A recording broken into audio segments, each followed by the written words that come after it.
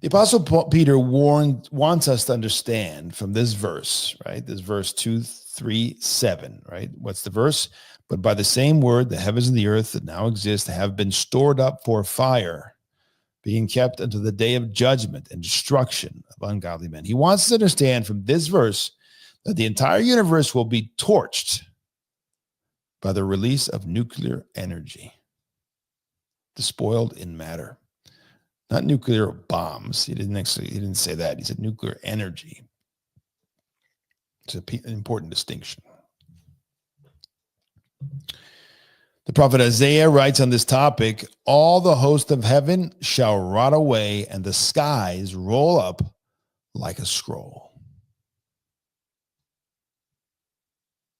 St. Nicodemus the Hagurite says, the heavens will burn like a book made of membrane, animal skin, which burns with much noise and collapse. Likewise, the heavens will burn, and all the stars, the powers of heaven, will drop off as the leaves fall off the grapevine and off the fig tree. St. Nicodemus referring to created fire, created energy, enclosed in the stars and in the elements of the earth. He's, of course, not talking about uncreated energy.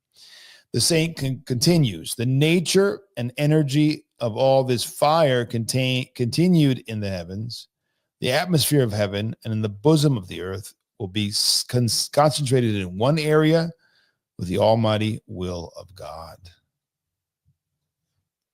So it's pointing here possibly to nuclear energy, right? The very thing, according to Elder Athanasius, that humanity fears, a nuclear holocaust, will take place within creation during the second coming of Christ. Let me repeat that.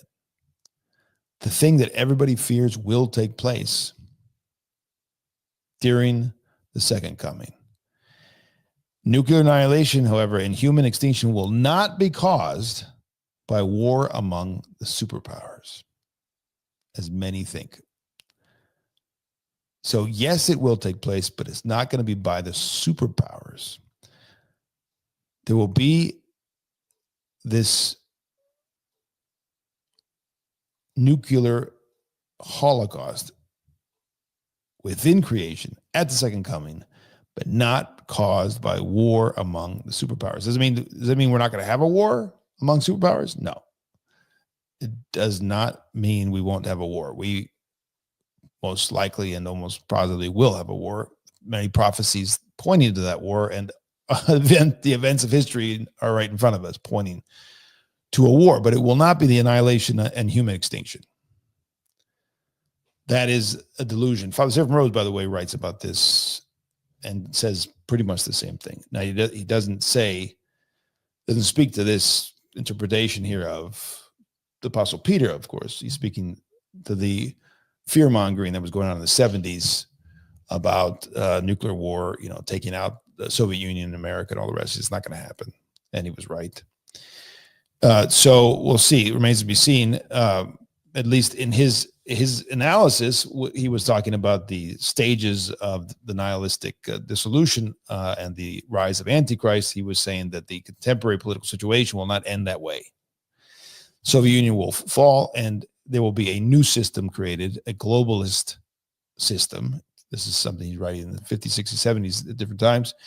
And it will be the global power that will eventually bring the rise of Antichrist. So he was saying in those times, that's not going to come to an end through a nuclear holocaust. Now, doesn't mean there will not be a use of nuclear weapons. I don't think that should be understood here, but it's not going to end humanity. That's what the elder is saying. But it will happen. But it will happen because that's how the end of the earth is going to come, by fire. The opinion of St. Gregory Palamas is of extraordinary interest. St. Nicodemus refers to St. Gregory's opinion, although the elder says, I don't know if he could fully conceptualize these matters due to the lack of current scientific data and knowledge. I was truly amazed, he says, by the profound example of St. Gregory Palamas, who lived 7 centuries ago. 7 centuries ago, St. Gregory writes the following. As the common fire consumes wood Similarly, the fire that will be released from matter during the second coming will even consume our common fire like it was wood. All right, let me read that again. The fire that will be released from matter. So just like we were talking about, there's fire in matter.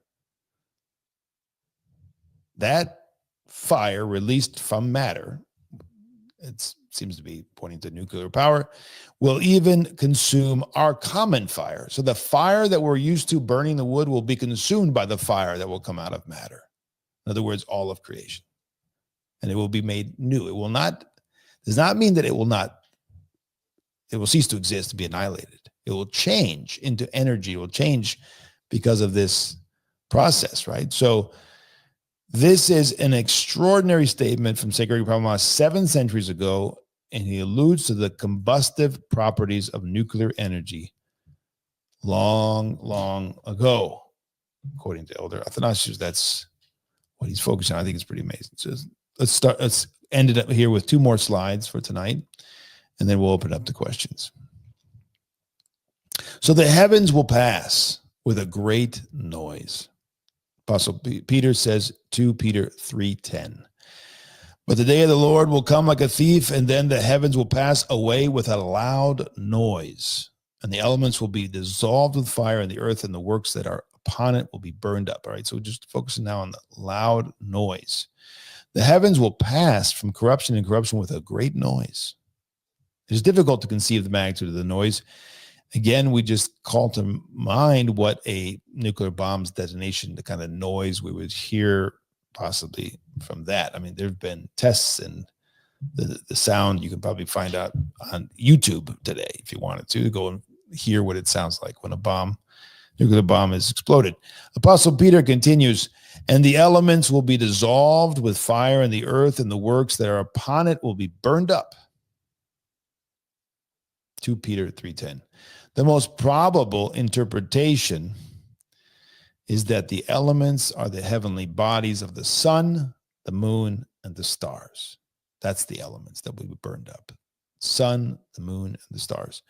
This interpretation is more in line with the writing of the prophet Isaiah, who said, all the host of heaven shall melt. Christ himself says, the powers of the heaven will be shaken. Matthew 24:29. What are these powers? Certainly not the heavenly hosts, right? The angels. No, the heavenly bodies. The physical bodies, not just the 4 basic elements of water, earth, wind, and fire, but the entire universe will undergo combustion. It's worth noting that the verb here, takisonde,